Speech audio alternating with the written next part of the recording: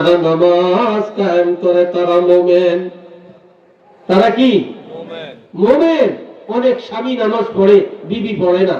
অনেক মহিলা নামাজ পড়ে, তার উপযুক্ত মেয়েকে নামাজের কথা বলে না, উপযুক্ত ছেলেকে নামাজের কথা বলে না। অনেক মহিলারা তাহাজ্জুদ পড়ে, কিন্তু নিজের ছেলে মেয়েরে 5 ওয়াক্ত নামাজের কথাও বলে না। আছে কিনা বলেন? আছে না? আছে। এই জন্য আমার আল্লাহ বলছেন তারাই ঈমানদার যারা নামাজ কায়েম করে। ভাই অনুরোধ, হাতে ধরি, পায়ে ধরি। আপনি ব্যবসা করেন, করেন। গাড়ি চালান, চালান। তার আপনি রাজনীতি করেন, করেন।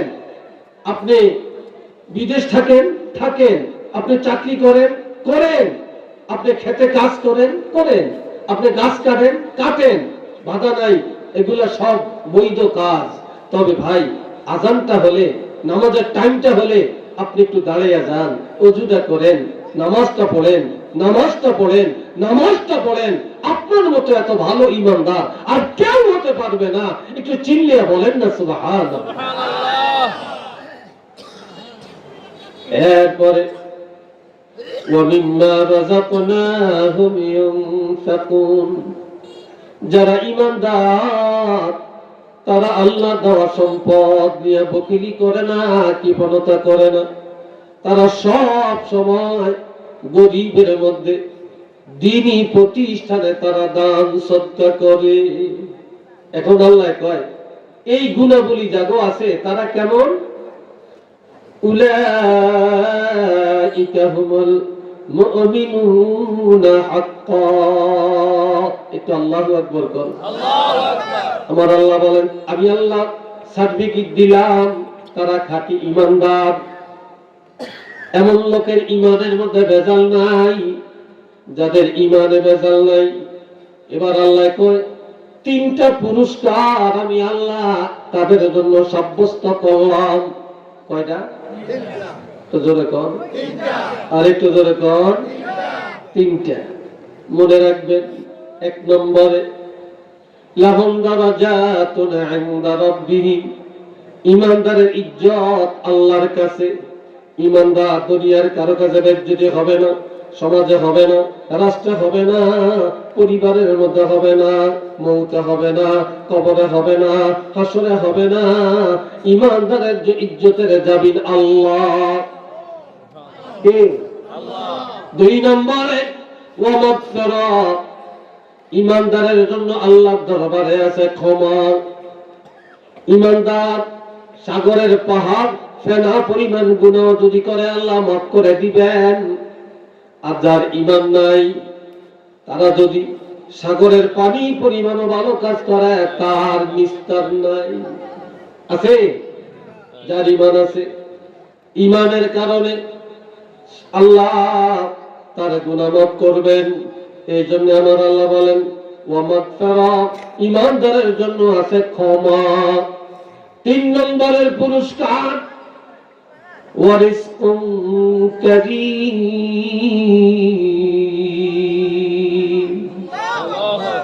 ঈমানদারের জন্য আছে হালাল রিজিকের ব্যবস্থা। এর আরেক কি চাইতে আমি বুঝি না। আমি মনে আপনাদেরকে কথা বুঝাইতে পারি না। খুব একটা ভালো কিচ্ছা করলে মনে খুব ভালো লাগতো নাকি? হ্যাঁ, কেন? আর কি চাবেন কেন? উঠবেন কেন? বলেন আমাকে, বুঝান আপনারা। এই বন্ধুরা আমার,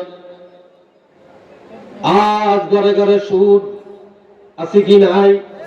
একটু জোরে বলেন আছে কি নাই? ঘুষ আছে কি নাই? কথা কয় না? আছে।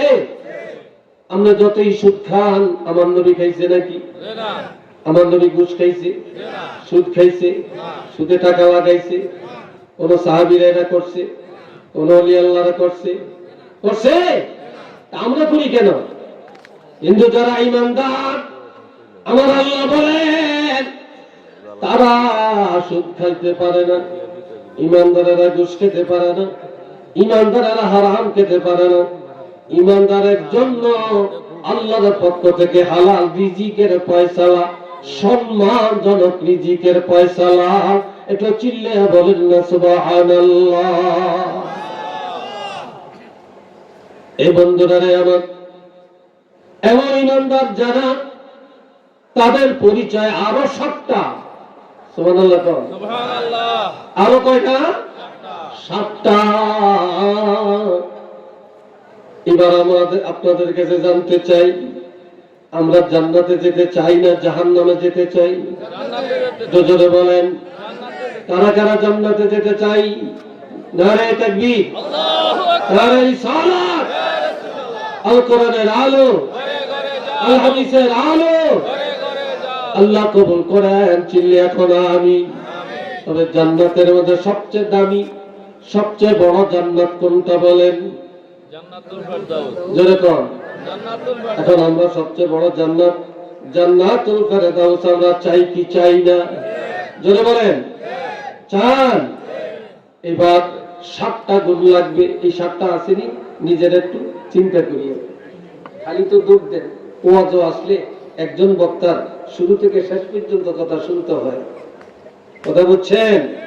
দৌড় দিলে কিছু পায় না, মাঝখান দিয়ে গেলে কিছু পায় না। আর আমাদের চরিত্র, আমরা ওই আজে বাজে কথা জানি না, ওই এটা এটা ওইটা কইয়া সময় কাটানোরই বুঝি না, বুঝছেন? এই জন্য বেশি একটা ভাইরাল হইতে পারি না, বুঝছেন কথাটা? আর দরকারও নেই। আর এত বেশি ভাইরাল হয়ে কি আর লাভ দেখি? যেটা একটা ভাইরাল হয়েছে কে লইতে থাও, আর কথা একটা কইয়া দিলি তো ভাইরাল হয়ে যাই। কথা ঠিক না? কু কথা একটা কইয়া দিলি তো ভাইরাল হয়ে যাই, সময় লাগেনি। এখন আছেন আমার প্রাণের নবী এইভাবে ওয়াজ করেন। এমন সময় হঠাৎ নবী আলোচনা বন্ধ করে দিলেন। আলোচনা বন্ধ করে সোজা মসজিদের ভিতরে ঢুকে গেলেন। সাহাবীরা জিজ্ঞেস করলেন, ইয়া রাসূলুল্লাহ, এটা কেন করলেন? আমি দেখলাম হযরত জিবরাইল আমিন 70,000 রহমতের ফেরেশতা নিয়ে আমার কাছে আসছে, তোমরা দেখো না? আমি ফেরেশতা দেখে আলোচনা বন্ধ করে মসজিদে গেলাম। সুবহানাল্লাহ। এইমাত্র জিবরাইল আমিন আল্লাহর কোরআনের 10টা আয়াত আমাকে একসাথে তেলাওয়াত করে শোনালেন, আর একটা ঘোষণা দিলেন, আর 70,000 রহমতের ফেরেশতারা মারহাবা মারহাবা বললেন। সাহাবীরা বললেন, ইয়া রাসূলুল্লাহ, সেটা কি? এই 10টা আয়াতের মধ্যে একজন ইমানদারের 7টা গুণ আল্লাহ বর্ণনা করছেন। কয়টা? 7টা গুণ। জোরে কোন?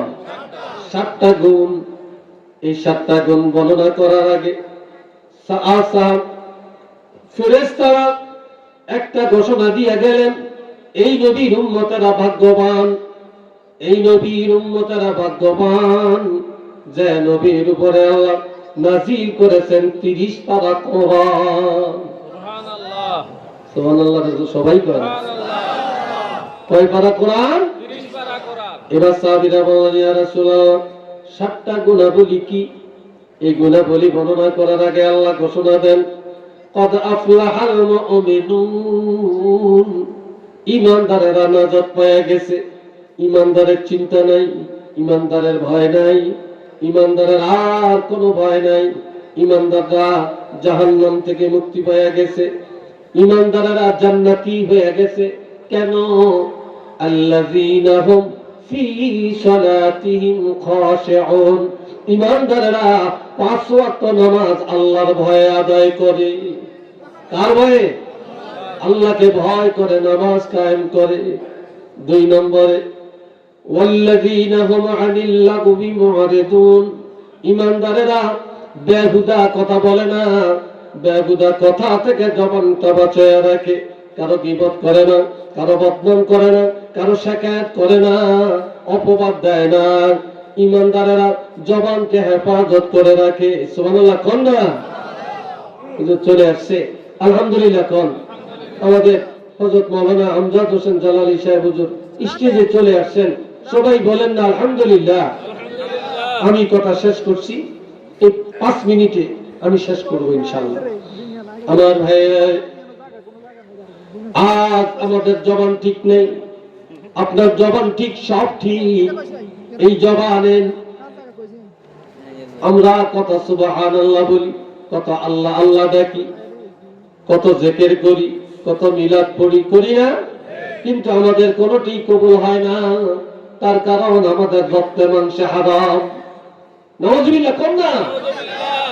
আমাদের রক্ত মাংসে হারাম, আমাদের মুখ হালাল না, আমাদের শক্তি হালাল না, আমাদের নজর হালাল না, যার জন্য আমাদের কোন ইবাদত আল্লাহ কবুল করে না।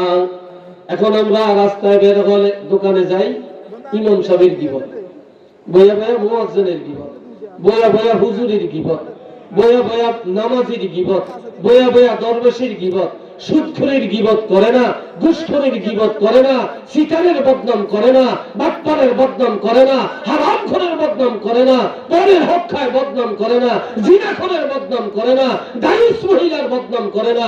যত ভালো মানুষের বদনাম সমাজে চলে। কি কথা ঠিক কিনা বলেন? কিন্তু ইমানদার যারা, তারা কারো বদনাম করবে না, তারা জবানটা বাঁচিয়ে রাখে। এরপরে والذين هم للزكاة فاعلون, ইমানদারেরা গরিবের কষ্ট দিয়া যাকাত দেয় না।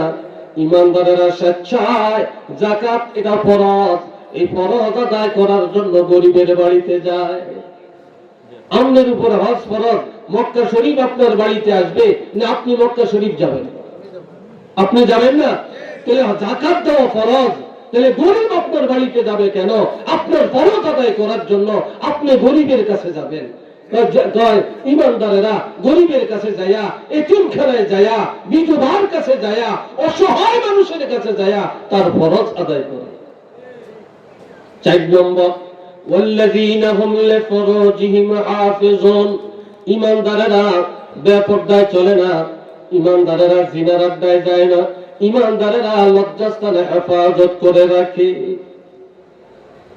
5 নম্বর, ওয়াল্লাযীনা হুম লিআমানাতিহিম, ইমানদারেরা আমানতের খেয়ানত করে না, আমানত রক্ষা করে। 6 নম্বর, ওয়া আহদিহিম রাউন, ইমানদারেরা ওয়াদা খেলাফ করে না, ওয়াদা রক্ষা করে। জীবন চলে যেতে পারে, ইমানদার ওয়াদা খেলাফ করতে পারে না।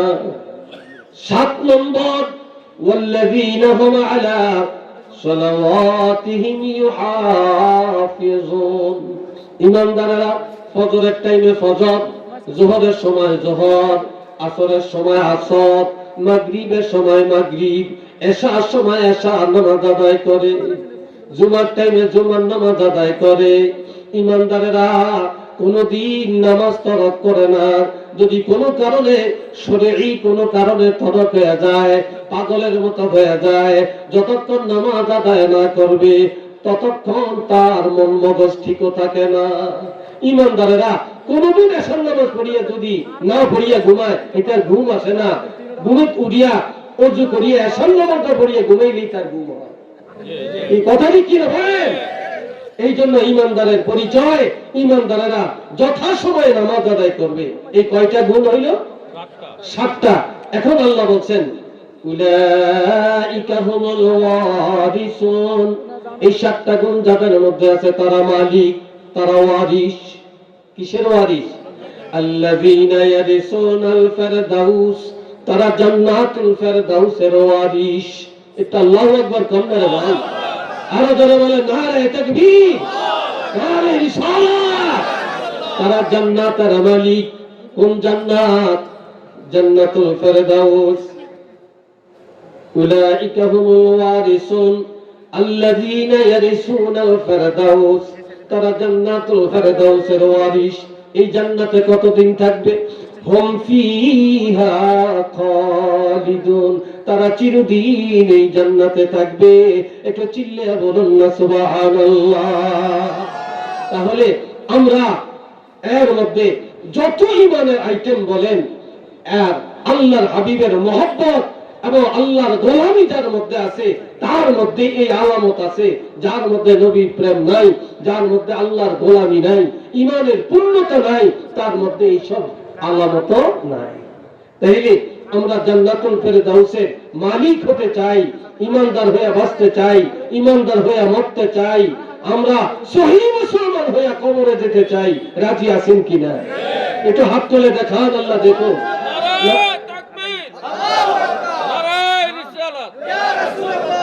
আল্লাহ কবুল করেন।